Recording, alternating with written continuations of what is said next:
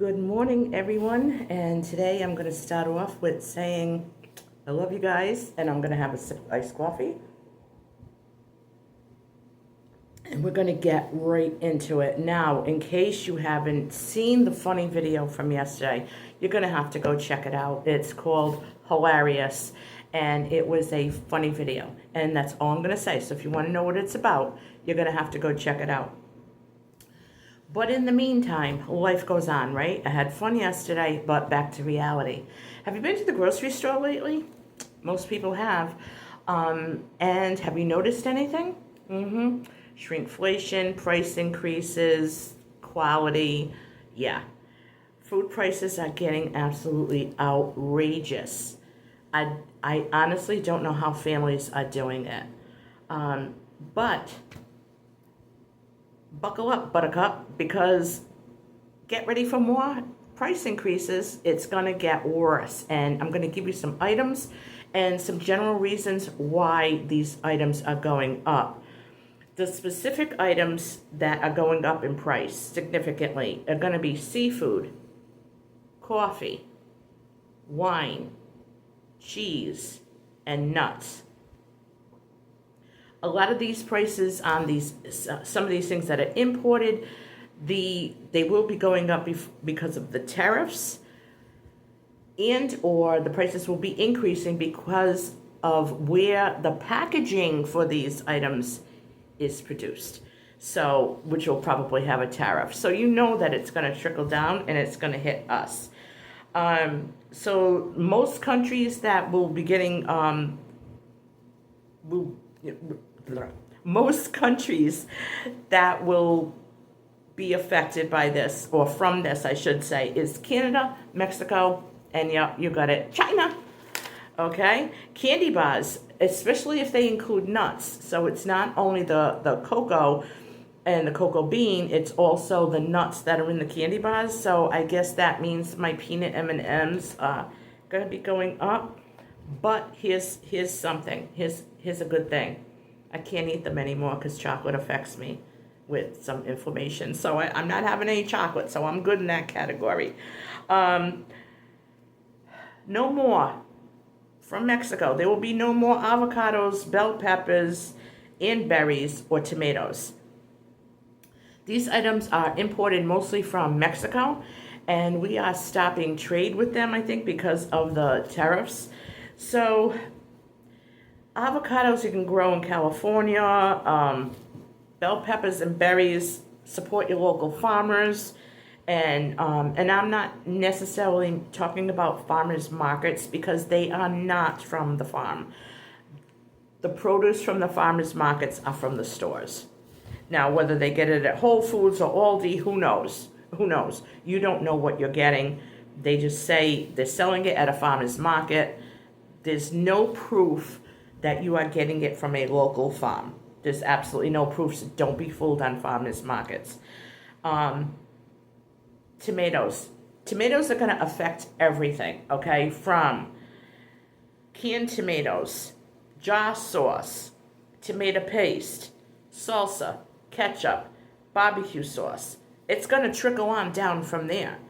When you order a pizza, there's tomatoes. When you buy a sandwich somewhere, there's tomatoes on it. The prices are going to increase. So anything that has tomato base in it is going to significantly increase in price. So you might want to get some tomato-based products. Spices, oils, eggs, beef, veal. I don't know if veal could possibly get any more expensive. It is $16.99 a pound. So if you eat veal, and I love veal cutlets, but not at $16.99 a pound. Nope. I'll switch over to beans or lentils or something else that's not, that's more plant-based and might even be a little bit better for me than the veal. So you might be asking, okay, well, these prices are going up, but what is causing it? It's a lot of things that are causing it. Because tariffs are the latest ingredient to this disaster, everyone is blaming, oh, it's the terrorists, it's the terrorists, it's you know who in the White House. No, No, you need to stop and do your research and find out the other factors that are contributing to the price increases. It is not all the tariffs, okay? The other contributing factors are drought, shrinkflation. I mean, I bought ice cream sandwiches from Aldi in a box. It's a regular size or whatever, okay? You go to look at them, I thought they were mini ice cream sandwiches. They were about the size, about as long as a pack of cigarettes and a little more narrow than that. They weren't quite as wide. Okay, I know that things have changed since I was a child, but ice cream sandwiches were usually, like, you would have to try to hurry up and eat them before the ice cream started to melt. No, 3 bites and these things are gone, and they are not minis. Coffee. I used to get, I think it was 3 pounds, yeah, like 48 ounces in that big can, and you didn't mind paying $5.99, $6.99 because you were getting a large can. I call them canisters, but when I was out, they were tin cans, so I always say cans of coffee. But coffee prices now are outrageous, and I'm going to give a shout out to Kendra from Kendra Full of Joy, only because she did a real good video yesterday, so you might want to go over to her channel and go through that with her. See what she had to offer. She had some great information as well. But I was just thinking of how the prices have just shrunk on everything. You can barely get 23 ounces of coffee, which is not even a pound and a half. And I use Maxwell House. She uses Folgers. A lot of people like Folgers, but I like Maxwell House. And I just think that you get like 23 ounces, 22 ounces. You might get 24 ounce canister of coffee, and it's over $13. She quoted some prices yesterday that were outrageous, like 19 and change for I don't even know how many ounces of Folgers. So it's definitely the shrinkflation. Also, there's import costs, and people don't understand that the cost of these items are significant. And if you garden, you know, fertilizer, even your natural resources, your energy, packaging, all those things are increasing the price of these items in order to produce them, in order to grow them. It's expensive. Gardening has never been so expensive as it has been this past year. Not only has the price, I used to be able to get a package of seeds for 59 cents, not from the Dollar Tree. I used to get Burpee, I think. And there was another brand that I used to get. I used to just go to Home Depot or somewhere and get a bunch of seeds, and they were no more than 59 cents a package. Yes, you can go to Dollar Tree. You can get 3 packs for $1.25. You don't get as many in a package, so you're not saving any money.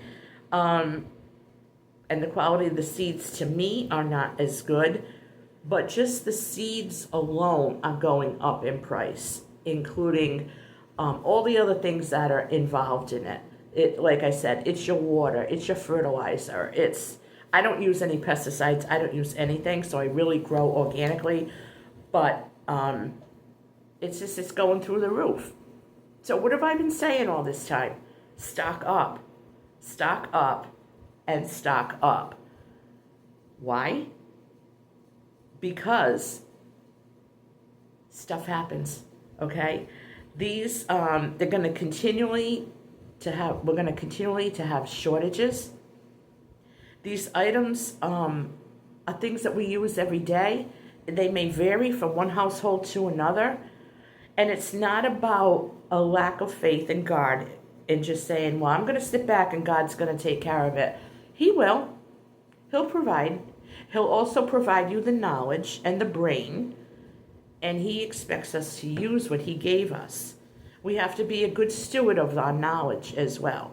So if you're using these items and you know shortages are coming and you know that price increases are coming, it's not good stewardship to wait and pay top dollar for items that you use. There's only so much you can cut out. we need to maintain a level of, I don't want to say comfort, I would call it more stability, that kind of takes some of that stress off, that kind of puts us at ease, that we can still have the items that we like and bring us a little bit of joy in the midst of things that are going on that aren't very pleasant.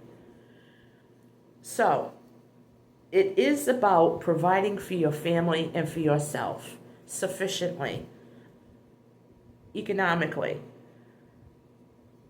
Stock up on these items if you can.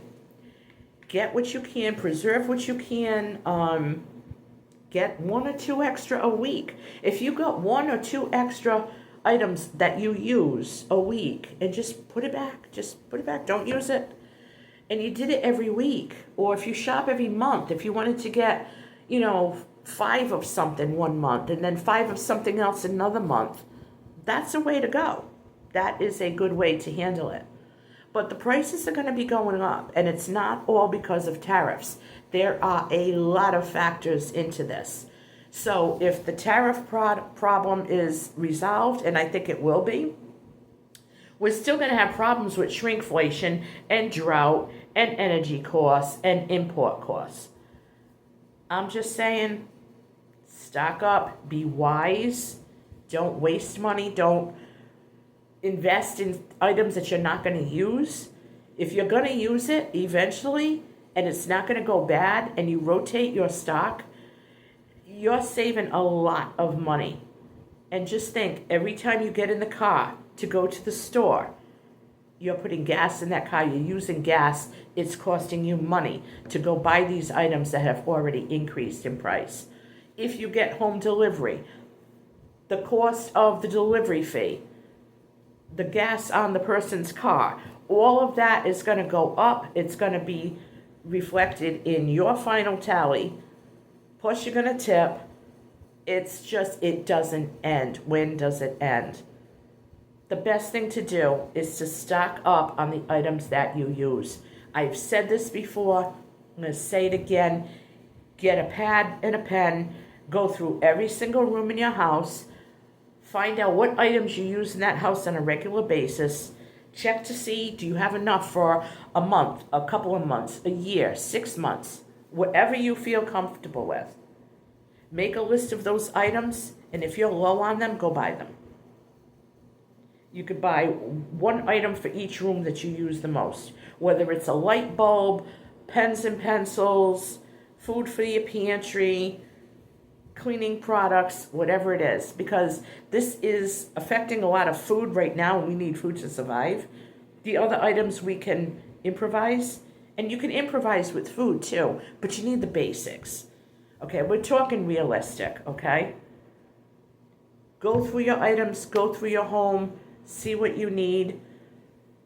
If you have questions about any of this, if you want to see a follow-up video on how I'm doing this, or how to preserve or shop or organize your pantry and have the items that you need, leave a comment below, and I will answer all your comments, which I always do, and I will do a follow-up video. So don't be shy, okay? Get out there, get what you can. I think August is going to start, we're going to stop getting items from Mexico.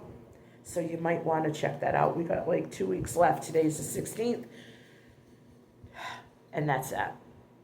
All right, folks, I'm going to have some more coffee. I haven't cut down yet. And here's a tip.